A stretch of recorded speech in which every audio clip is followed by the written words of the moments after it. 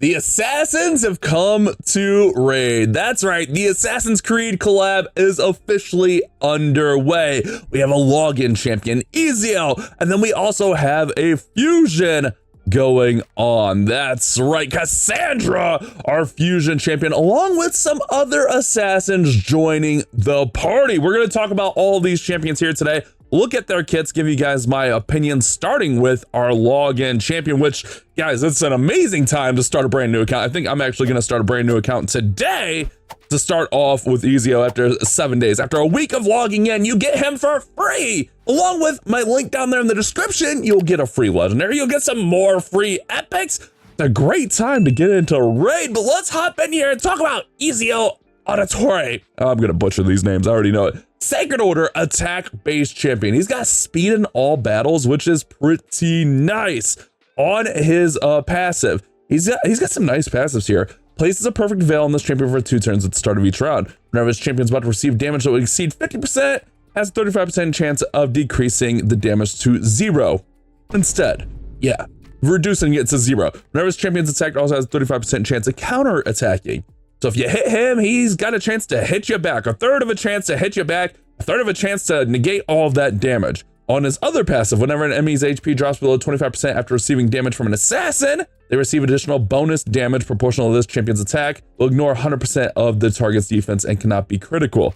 You'll see this throughout all of these assassins. That's kind of like their TMNT thing, as the assassins are just dealing out bonus damage. It is nasty. Here on the A1, attacks one enemy, 75% chance of placing a 60% decrease in defense, which that goes up to 100%. For 2 turns, this debuff can't be resisted if he's under Veil or Perfect Veil. Remember, he places that at the beginning of every turn, so that's pretty nice. Decreased defense in there. On to A2, attacks all enemies, 75% chances of placing 2 poisons, which we can get that up to 100% with books for 2 turns, and poison sensitivity for 2 turns. These can't be resisted if he's under a Veil, Perfect Veil. Instantly activates all poison debuffs under an enemy if an enemy is under 4 or more. This screams clan boss, and this is why I want to start a brand new account with him, because I feel like there's some great ways like you can start off a new account, especially with this. Like, that's an amazing start to a clan boss team. If any enemy is under Stone Skin, has 75% chance of placing 2 bombs that detonate after 2 turns.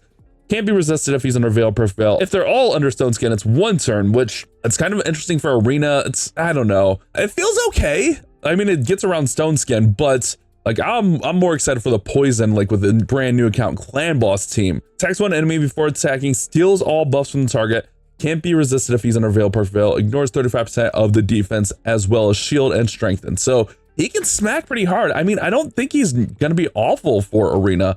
I'm just excited to try him out in the clan boss. So we get him just for logging in after 7 days. And then like you can get the souls, you can get him up to a 5-star soul, which is going to be incredible. I can't wait to get my hands on him, build him out, and show him off for you guys. So make sure you guys subscribe, have those notifications on. Let's talk about the fusion.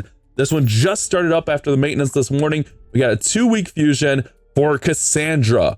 Argonites, the new faction here, the new guys, the Argonites. She's an attack-based legendary. She does have speed in all battles by 19%. A couple of nice little passives in here. Obviously, she's going to have the assassin passive. So same thing. Whenever an enemy drops 25%, below 25% after receiving damage, the assassin attack effect. Whenever this champion attacks an enemy, increases this champion's attack by an amount equal to 50% of the target's defense. Whenever the enemy attacks the champion, increases the champion's defense by an equal amount of 50% of their attack. So boosting her up there to kind of match what she's attacking. I don't mind that at all. Blood of Sparta. Let's start with the A1 actually. Attacks one enemy 3 times, attacks one enemy 6 times instead if they have 50% HP or less. I mean, that can be really nice. I mean, I'm thinking PvE of like Fire Knight, but just like finishing off champions is really nice. Each head decreases turn meter by 7.5% and increases her turn meter by 7.5%.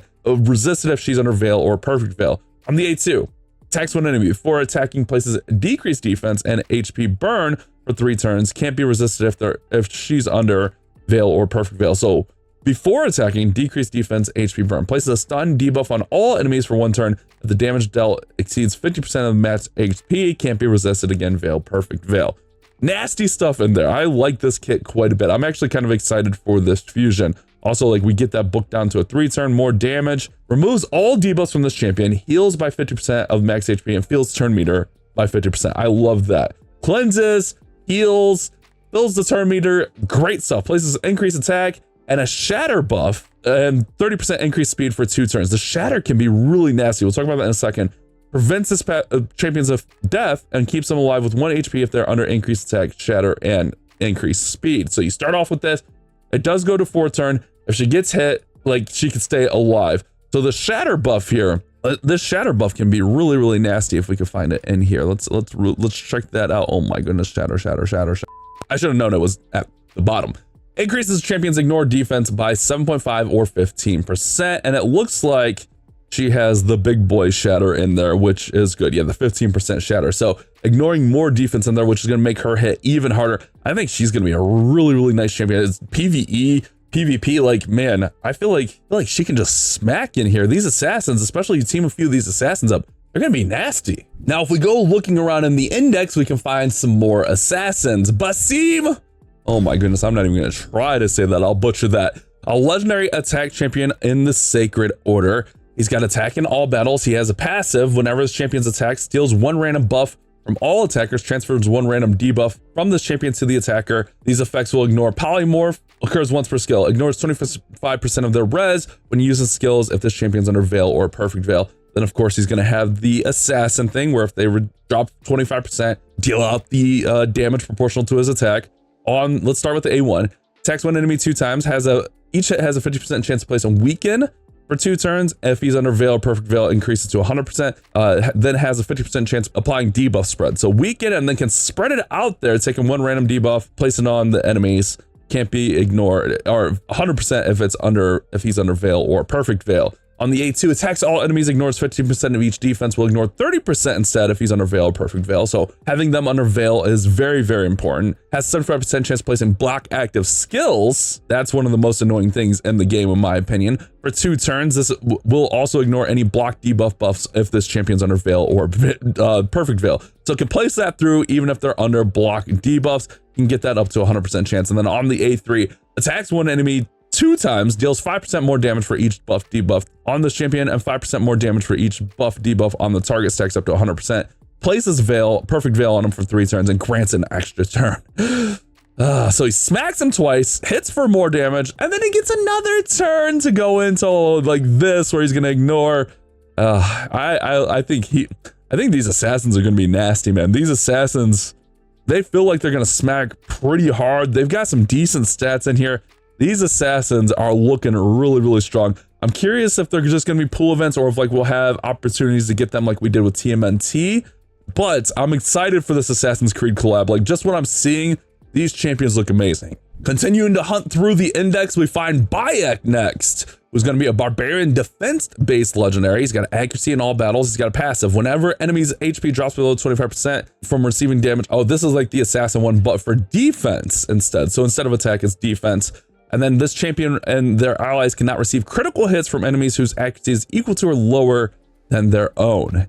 So that's pretty interesting, like just making those critical hits kind of go away. On the A1, attacks one enemy, places a leech for 2 turns, fills his turn meter by 20%. He is defense based. Attacks all enemies on the A2, places 50% decrease accuracy, 50% decrease res for 2 turns, also places provoke on all enemies for 1 turn. If the target's under 3 or more debuffs, place provoke for 2 turns instead. That can be a little bit annoying, not gonna lie. On the A3 here, 6th turn goes down to a 4 turn, 50% increase accuracy on all allies, also places a perfect veil and increased defense buff on all allies except for this champion for 2 turns, places an increased buff for him for 3 turns, and then grants an extra turn. So you could place the increased accuracy, place the perfect veil on your other assassins, increase defense, and then go into the provoking. I mean, that's pretty nasty. I mean, it doesn't seem like he's gonna be hitting real hard and nasty, but like the fact that this gets an extra turn and then you can parlay that into this, that's kind of nasty, man. I don't know, man. These champions, these Assassin's Creed champions, they feel like there's a lot of good synergy in there and a lot of just crazy good skills. Let's go find our next assassin. In the Bannerlords, we have Edward Kenway, an attack-based champion here. I like the way he looks a lot. On the passive, he's gonna have the Assassin's Creed passive for the attack. but he has his own passive. Each hit inflicted by this champion has a 50% chance of placing an ensnare debuff for 2 turns. Whenever this champion kills an enemy, places a 100% ensnare debuff on all other enemies for 2 turns, decreases their turn meter by 20%. Effects can't be resisted if he's under Veil or Perfect Veil. Inflicts 20% more damage against targets under ensnare. And then when we look at the ensnare debuff here, well, it's going to be the big version. Any turn meter increase effects received by this champion with the ensnare debuff will reduce by 50 or 100%, so making them not be able to get boosted as much. On his A1, attacks one enemy 3 times. Each hit has a 75% chance of decrease in turn meter by 15%. So he's all about turn meter manipulation, it feels like. Each hit will decrease the target's turn meter by 25%. If it's critical, can't be resisted if he's under Veil or Perfect Veil. On the A2, attacks all enemies 2 times. Like that, first hit steals all buffs from all enemies and decreases each enemy's turn meter by 20%. That's disgusting. That's absolutely disgusting. Can't be resisted if he's under Veil or Perfect Veil. Second hit has 75% chance of placing a sleep debuff on all enemies for 1 turn. Will ignore any block debuffs if the attack is critical. That is disgusting. Holy crap. Is that nasty? And you can get that down to a 3 turn. On the A3, attacks one enemy before attacking, places Perfect Veil on this champion as well as any other assassins on the team for 2 turns. So himself, they're getting that Veil that they need. Will ignore shield, stone skin, block damage, places block revive debuff if the target is killed. Just nasty stuff, man, from these assassins. And then we're also going to be getting an event dungeon where I believe this is going to be the boss of the event dungeon, Pontiff Augustin. I could, if I'm wrong here, correct me, but look at his speed. Holy crap. He's got speed in all battles. He's going to allies receive 25% less damage from enemies under block debuffs, unkillable, Veil, Perfect Veil, Stone Skin. So kind of countering some of those assassins. Each time an enemy receives a buff or is healed, has their turn meter filled by 50% to decrease the duration of all their buffs by 1 turn. Occurs once per skill and once per target. I mean, that just seems annoying. So that's interesting. If there's multiple, it only activates once. Really interesting passive there. Attacks one enemy, has 75% chance of placing block active skills for 2 turns. Steals 5% of their turn meter. Okay. Removes all buffs from all enemies. Jeez, man, these guys are just nasty. 75% chance to place an ensnare debuff. We just talked about that for 2 turns. This debuff will ignore any block debuffs on enemies under 3 or more buffs. Man, they just ignore block debuffs. It's crazy. Also decreases turn meters of all enemies by 25%. If an enemy is under 3 or more buffs, will decrease by 40% instead. Insane stuff there. And then on the A3, places a 50% increased accuracy for 2 turns, and 1 intercept stack on all allies, fills turn meter by 25% chance.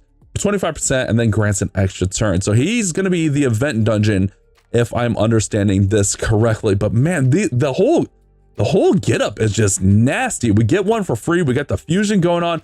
I'm excited for these assassins to get my hand on them. We also have the coalition event going on, or we got all these lovely rewards in here where we can get like mythical stuff or get relic stuff in there for completing those tasks. We got the start of the fusion going on where we got champion training tomorrow, gear hunters. I didn't see a calendar for this, unfortunately, but I'm assuming it's going to be a pretty standard fusion. I'm hoping. I guess we'll see.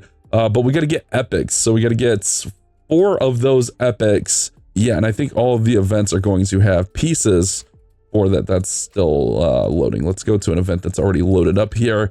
Yeah, so we get 25 pieces of those epics. Let me know what you guys think of these. I think these assassins are all pretty nasty. I think they're all pretty solid. It almost feels like the turtles. We're going to want to get as many of these as possible, and they're all just going to have that nasty synergy. So Assassin's Creed Invade and Raid Shadow Legends. I'm getting ready to start up a new account today. Hopefully you guys enjoyed the video. I'll see you on the next one.